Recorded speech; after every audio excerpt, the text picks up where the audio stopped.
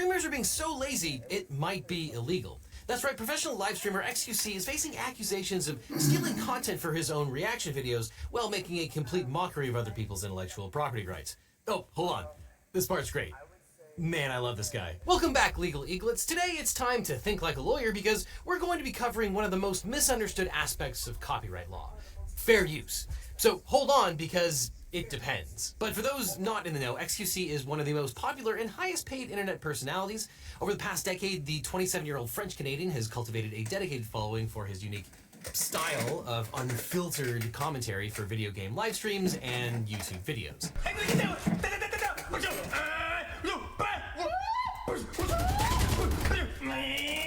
XQC's most recent controversy kicked off when he uploaded a video to his YouTube channel showing himself reacting to another creator's video on the JFK assassination. About to return to ground level, given spotted Oswald approaching. But while reaction videos typically involve lots of pausing and constructive commentary on selected clips, XQC's video is almost exclusively just him watching the entirety of another person's 90-minute video. This triggered an influx of backlash from other YouTubers who accused XQC of free riding off of another creator's hard work, all while reaping financial rewards via clicks and ad revenue.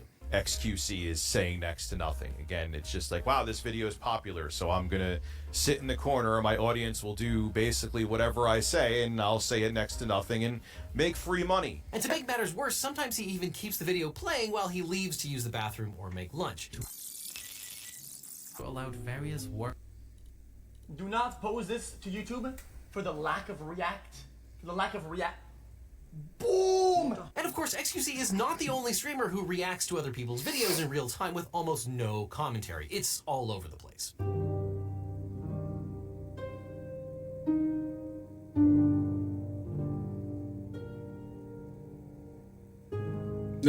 DBZ bridge.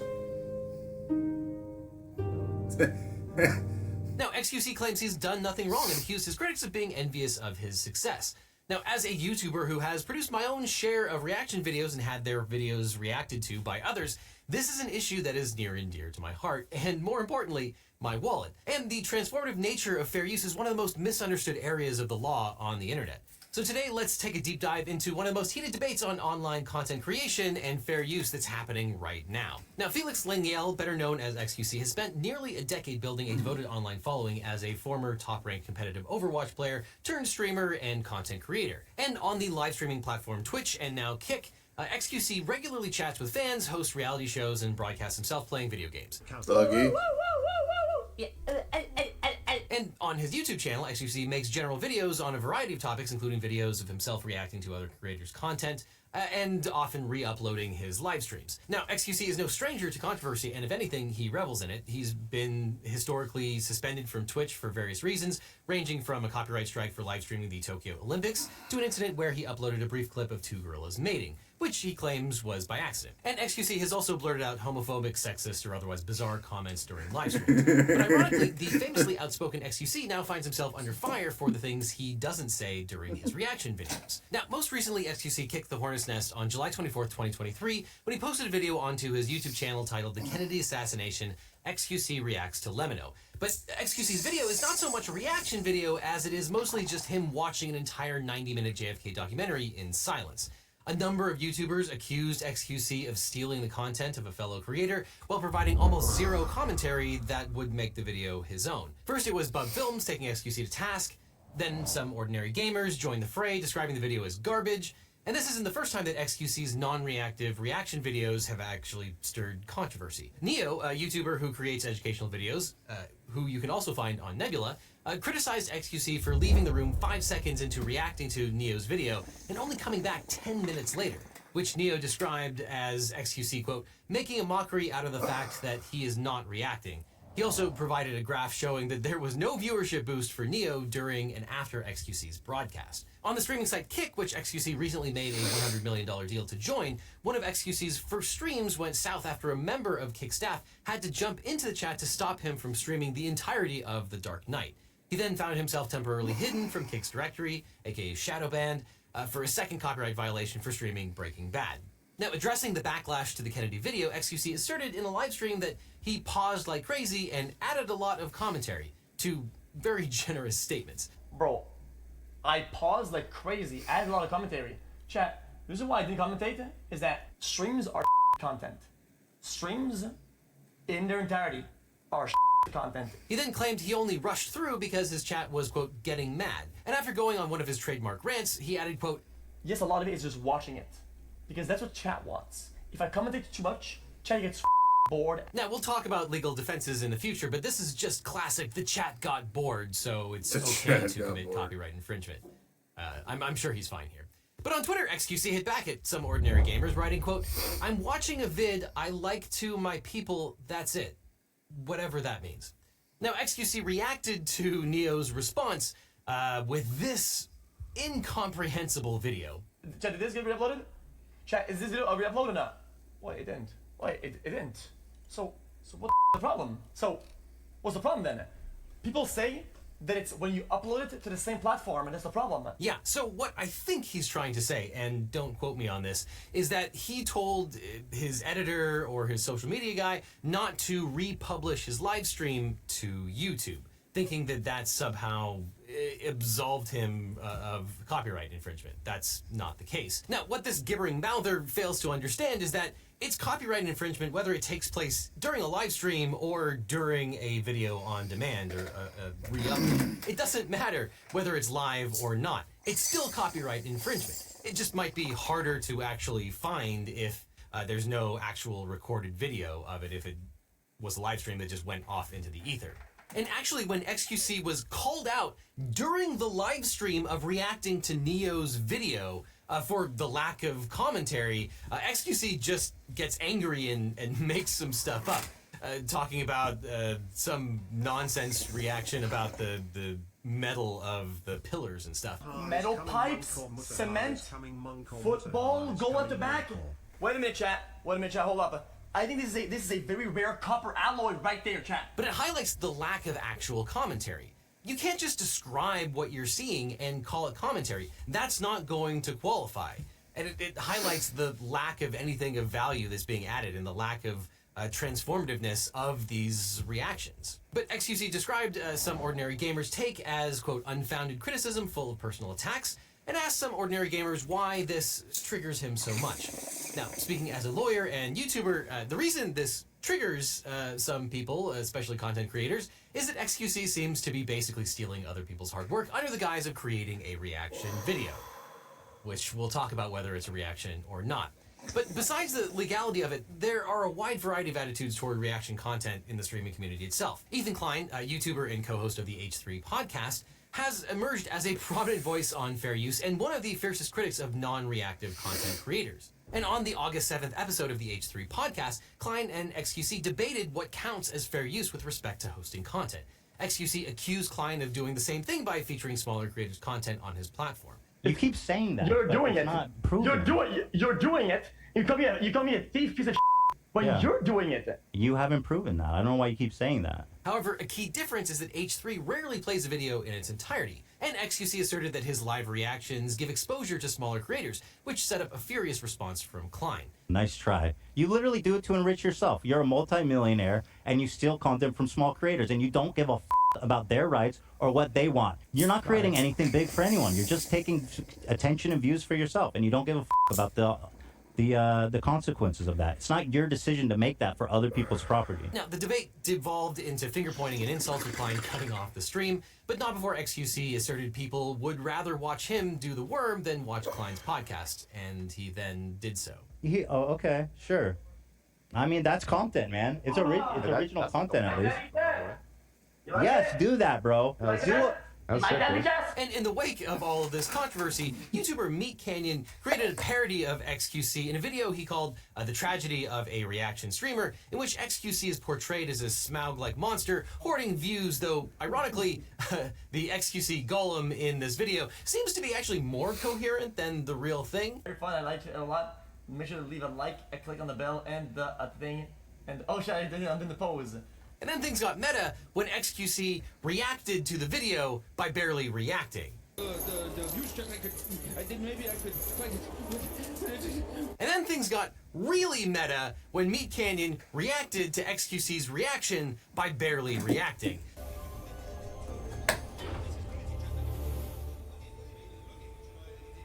So ironically, Meat Canyon's reaction is probably the one that's most likely to qualify as fair use, because under some circumstances, parody can be fair use. And if I was his lawyer, I'd argue the parody only works if he reacts to the whole thing without reacting.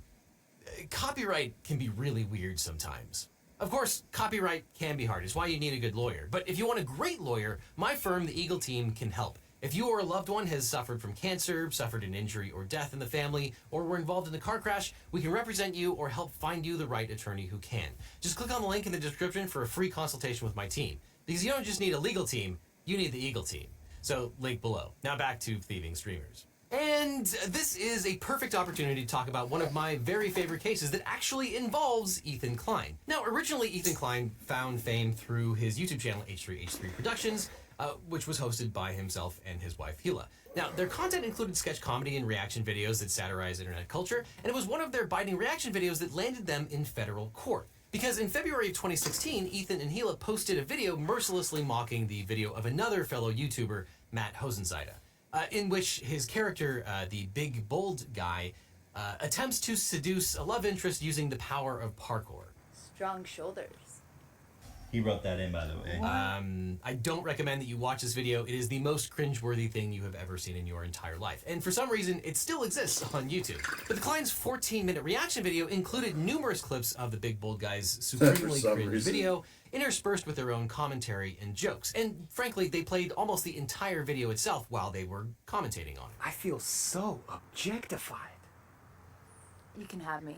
Holy Of course. And it's just that easy, baby. And in response, Hodenzeide, known online as Matt Haas, sued the pair in federal court for copyright infringement and DMCA violations. And in the original complaint, Haas accused the clients of reproducing virtually all of the work as, quote, nothing more than a prop in their comedy routine. And after the clients posted a video discussing the lawsuit, Haas added a defamation claim as well. But Judge Catherine Forrest of the Southern District of New York rejected all of Haas's claims, ruling that the client's video constituted quintessential criticism and comment that clearly fell within the bounds of fair use. In her analysis, Judge Forrest highlighted that the heart of the fair use inquiry is the extent to which the purpose and character of the use is transformative by adding something new with further purpose or different character. Noting that commentary and criticism have a strong presumption in favor of fair use, she cites various jokes and comments the clients made about the video, like calling Haas the king of CringeTube, criticizing what they found to be unrealistic dialogue between Haas and the parkour actress, and mocking the plaintiff's parkour ability. And Judge Forrest also analyzed to what extent the client's video usurped demand for Haas's work by serving as a market substitute. And citing the Supreme Court's ruling in Campbell versus Acuff Rose, aka the Two Live Crew case, Judge Forrest noted that lethal parody may indeed hurt demand for the original work, and the injury may even be intentional, but that does not produce a harm cognizable under the Copyright Act. And accordingly, Judge Forrest found that the client's video, replete with criticism and mockery, is, quote, decidedly not a market substitute for the Haas video, holding that the client's video constituted fair use.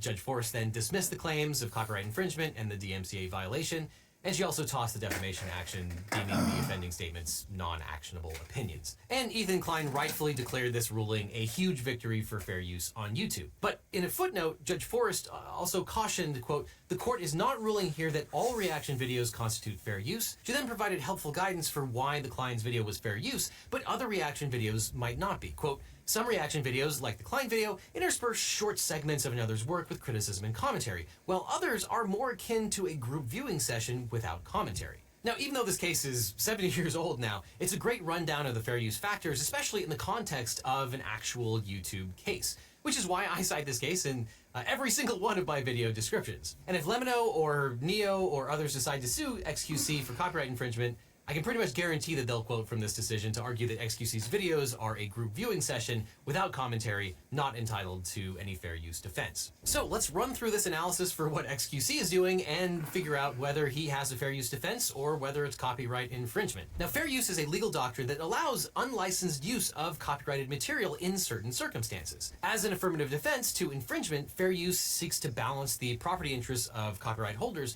with the public interest of encouraging freedom of expression and the wider distribution of creative works. And while fair use is decided on a case-by-case basis, there are certain enumerated activities that are laid out in the Copyright Act as potentially qualifying for fair use, and that includes criticism, commentary, news reporting, and research. And that is not an exhaustive list. And in determining whether a particular use of a copyrighted work constitutes fair use, courts will consider the following 4 factors as codified in Section 107 of the Copyright Act. And no factor is determinative. You have to weigh every single one of them.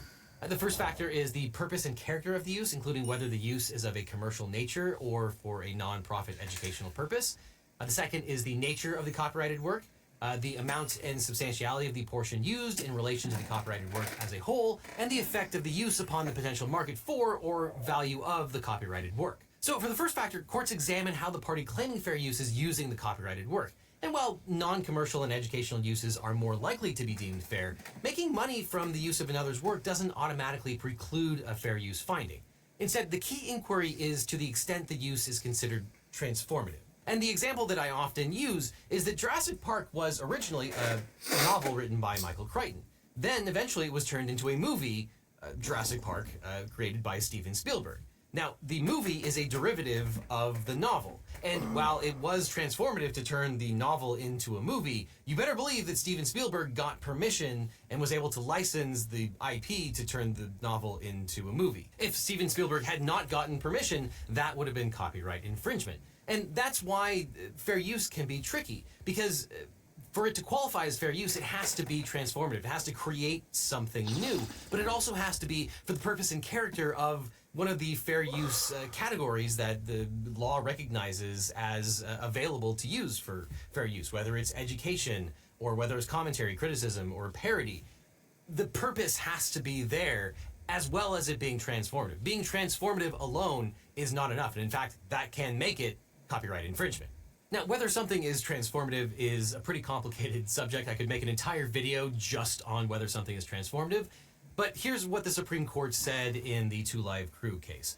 Quote, the central purpose of the purpose and character of use inquiry is to see whether the new work merely supersedes the objects of the original creation or instead adds something new with a further purpose or different character, altering the first with new expression, meaning, or message. And in that case, the Supreme Court held that the rap group Two Live Crew's commercial parody of Roy Orbison's song Oh Pretty Woman was non-infringing fair use. Big hairy woman, you need to shake that stuff. Big hairy woman. The court also found that the more transformative of the new work, the less significant the other 3 factors are. And as a result, the first prong has historically been the most decisive in fair use determinations. And generally speaking, you're supposed to take the minimum amount necessary to create the transformative work that you're creating. Now, parody is a little bit different. There, in an exception, you sort of need to take at least enough for people to get the joke. You have to be able to conjure up the thoughts of the original for the parody to work. But generally speaking, for fair use, you're supposed to take the absolute minimum necessary. Now, there's a little bit of gray area in terms of what is minimum and what's not, but still. Does everybody get the joke? I think there's a couple people who haven't seen this yet that don't get the joke, so we gotta watch the rest of this whole thing. Generally speaking, you're not going to be able to take the entirety of a work and simply play it in the background. And this is the heart of the criticism against XQC, namely that his reaction videos are insufficiently transformative to constitute fair use. Now, the second factor is the nature of the copyrighted work, which analyzes the degree to which the work that was used relates to the copyright purpose of encouraging creative expression. In short, the use of copyrighted material from a work of fiction weighs in favor of finding infringement, while taking from a factual work, likely a news item, is more likely to be deemed fair use. But frankly, the courts don't put very much import for this particular factor unless the work has never been published before. But the third prong considers the quantity and quality of the copyrighted work that was used in relation to the copyrighted work as a whole. So in other words, fair use is less likely to be found when large portions of a copyrighted work are used, or if you're taking the heart of the copyrighted work itself. So in other words, fair use is much less likely to be found when large portions of a copyrighted work are used, and you're much more likely to be able to mount a fair use defense when you only use small portions. But in some contexts, even taking a small amount of a copyrighted material can render a use unfair if the selection constitutes a substantial part of the work or the heart of the work itself. So for example, in a case called Harper and Row versus Nation Enterprises, the Supreme Court held that a news article's quotation of fewer than 400 words from President Gerald Ford's 200,000-word memoir constituted the heart of the work, and the use was ultimately found to be infringing. And the reason there is because the magazine published the part of Ford's memoir that related to pardoning Richard Nixon, which apparently was the only reason you would ever read Gerald Ford's memoir. So this would be another strike against XQC, because XQC and these other live streamers are just republishing the entirety of the other YouTube videos and then reacting to it. Now, as we saw in the Klein case, just because you republish virtually all of a video doesn't necessarily mean that you can't mount a fair use defense, but it makes it really, really hard. And the more that you cite, the more you're going to have to add commentary or some new transformative meaning to your secondary video. And then the fourth and final factor focuses on whether and to what extent the unlicensed use saps the demand for the protected work by serving as a market substitute. In other words, in assessing this factor, courts consider whether the use is hurting the current market for the original work, for example, by displacing sales of the original, or preventing people from watching the original video, and or whether the use could cause substantial harm if it were to become widespread. And I think this is yet another strike against XQC, because when you republish virtually the entire portion of another person's video, and then you're not commenting on it with new meaning and commentary, why would anyone then watch the original video? They've already seen the video on your live stream. Now, as someone who has made dozens of reaction videos for this channel, and as a lawyer who has a vested interest in not getting sued for copyright infringement, I have a lot of experience on how these reaction videos are supposed to work. Or at least that's how Gamerant feels about my channel. But to give another example, when I reacted to the movie My Cousin Vinny, I didn't post the entire movie, and I didn't just show myself watching it, however fun that might have been. Instead, I took clips and punctuated them with my actual legal commentary. You see, the traditional way of making reaction videos is to actually react to the videos. Full disclosure, you dickhead. Hey, I just said that. Now, creators who stream for long periods of time assert that, of course, there will be dead air while they eat or go to the bathroom. But the problem with that argument is that by the nature of live streaming, you can't take the minimal amount necessary as required under the fair use factor. And instead, you're playing the whole thing in real time, and you're not making any discretionary choice as to what is actually republished. And yeah, biology might dictate that you might need to take a bathroom break, but that's not a defense to copyright infringement. That's a live streamer problem, not a content creator problem. I have to really bad.